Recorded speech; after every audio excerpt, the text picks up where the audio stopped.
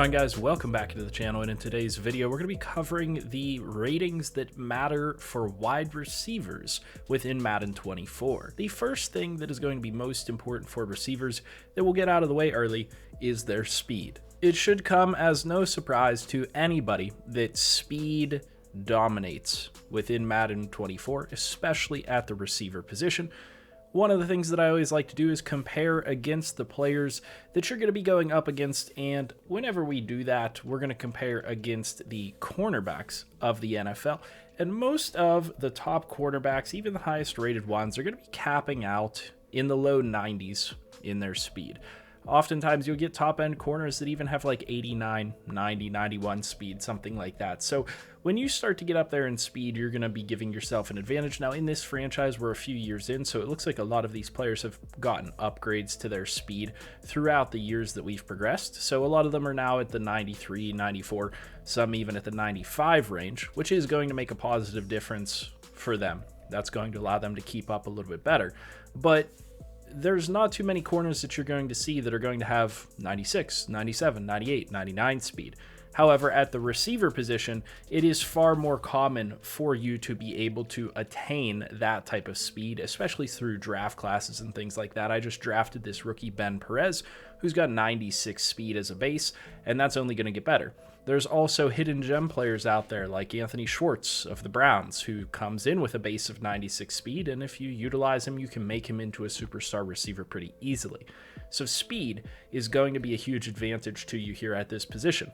One of the other things that I want to mention, though, is a receiver's size. So a lot of times you'll see receivers that are fast come in at 5'9", 5'10", a little bit smaller. And one way to trigger better catch animations and come down with catches that you otherwise might not is by just being bigger than the defensive backs that you're going up against. So Cooper Kupp is 6'2". That's pretty good height for a receiver. Again, it's going to be somewhat hard to find some of the taller receivers, but if you can get a combination of really solid speed along with 6'2", 6'3", 6'4" height, you're going to be doing really good. Some of those players that are 6'4" and above also have pretty solid speed are just absolute monsters within the game. They're harder to come by, but it is something that you want to be aware of. In certain leagues that I'm in, there are some players that are just super tall and super fast, and they're pretty much impossible to defend. Now, obviously, this comes with the caveat that there are some supporting ratings to that will help you in your athleticism categories, specifically acceleration. It doesn't matter if you have 99 speed if you're only going to have 85 acceleration, because you're not going to get up to your top speed quickly enough for it to matter unless you're just getting a deep route potentially that maybe has some more time to develop, but even then you're going to be struggling because your acceleration is holding you back. So you want generally acceleration that's going to match your speed.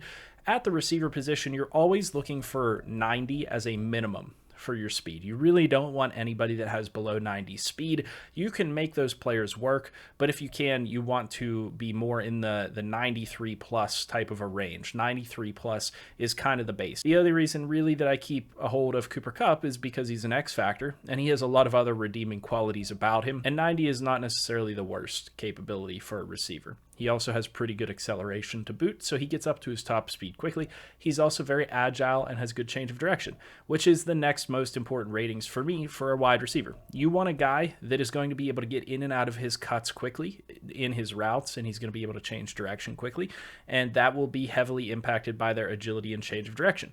There are some players out there like Chase Claypool that are tall, that have really good speed, but they have like 70-something or low 80s agility and change of direction, and that's going to affect their ability to run their routes and to be able to break on the football, which is not something that you want. You want a player that is athletic in all senses of the word.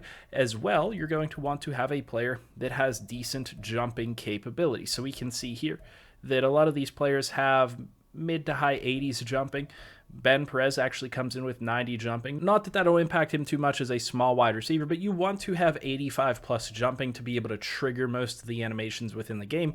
That's where Anthony Schwartz kind of fails. He's going to be mainly a burner. You have to get him open in order for him to come up with catches. You're not going to trigger any jumping animations with him, so keep that in mind. But generally, 85 plus jumping is going to be solid. Anything 90 plus is going to give you a little bit more of an advantage. But again, focus mainly on their speed, acceleration, agility, and change of direction. If you can find a guy with 93 plus in most of these categories, you're going to be really good. If you can find a guy like Cooper Kupp that has, 93 plus in 3 of those categories, he's going to be very, very effective.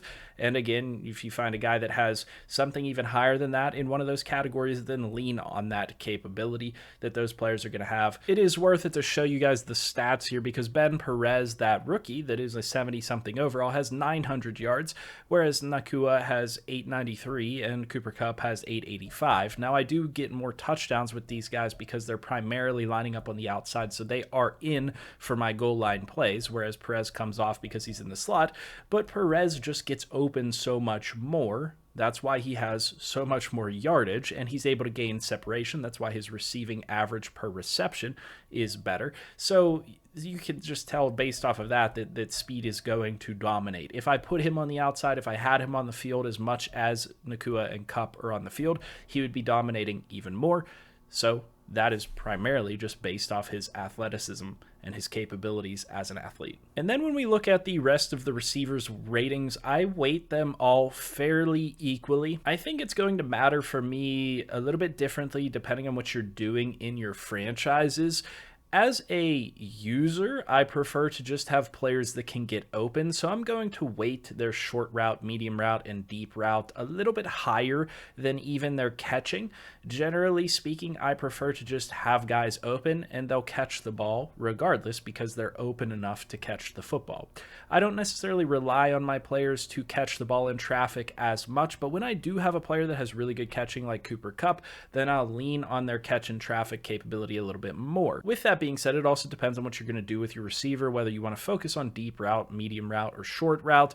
Generally speaking, if you have good short and medium route running with your receivers, you're going to be in good shape. Deep route running does not affect things too much, though a good deep route running rating on a high-speed receiver can get them open a little bit more often on some of those deep shot type of plays.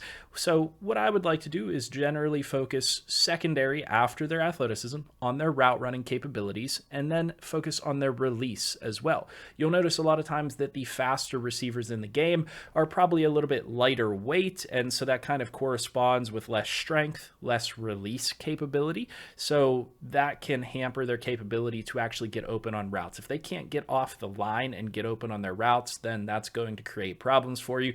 It doesn't really matter what their other ratings are. So athleticism, route running, and release. And then beyond that, we take a look at their catching. I kind of like to keep all of the catching ratings balanced. Generally speaking, if you have one catching rating that's way higher than the others, it really doesn't matter. You need to just have solid catching, catch and traffic, and spec catch. In certain situations, it's going to matter more than others, especially depending on what game type you're playing on. But you can get away with 80 plus catching in pretty much every one of those categories. And it pretty much is the same for route running. You can get away with 80 plus short, medium, deep route running and 80 release.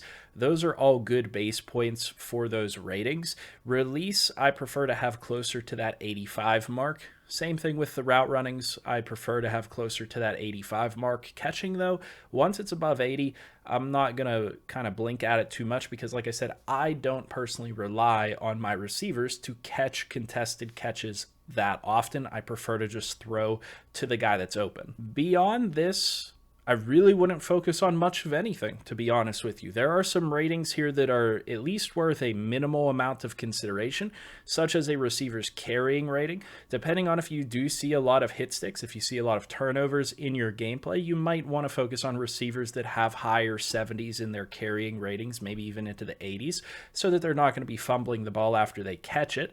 That can be an issue. I have seen that from time to time, so that is something worth consideration. But then beyond that, I don't really care too much about their capabilities to break tackles and things like that. Break tackle, stiff arm, spin move, juke move.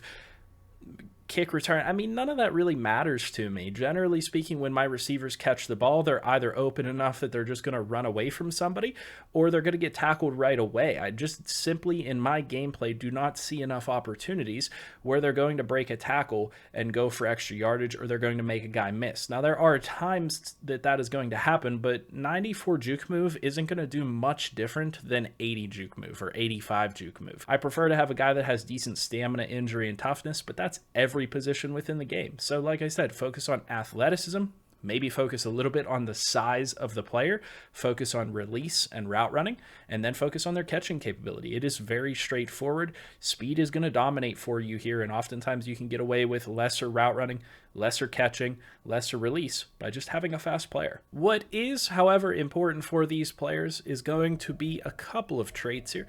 One, you want to have the plays ball in the air aggressive trait. You want these players, however little this might actually impact things, to actually go after the football. Unfortunately, receivers are not coded to attack the football as they do in real life and as receivers are taught since Pee Wee football. Unfortunately, it's just not the case. But if you can have the ability to impact it, you might as well try to get a guy that has aggressive or at least balanced in the plays ball trait.